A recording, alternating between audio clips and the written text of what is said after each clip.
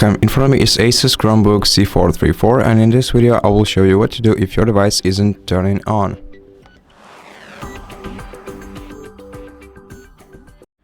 Well, the most common reason for a situation like this is that your device simply hasn't been charged for a significant period of time, and what you have to do is grab a charging cable, of course connect it to the power socket, and connect the other side of the charging cable into your laptop.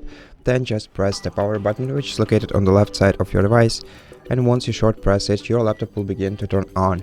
Now, there are different aspects to it because you might be confused since your laptop has been charged for a while, and I'm suggesting that you haven't charged it, but what I recommend you doing is using an original ASUS charging AC adapter, which looks like this. But if you don't have access to your original ASUS charging adapter, you can still use any other if it's not a cheap AC adapter from unreliable source, because these kinds can break your laptop very easily.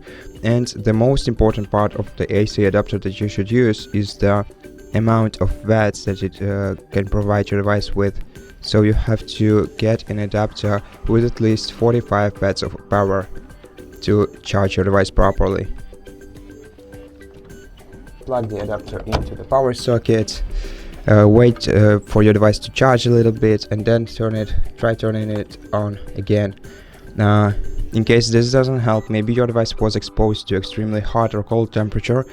In such case, you should unplug your device from the power source and leave it to rest for up to 12 hours, depending on how hot or cold the temperature could have been that it was exposed to.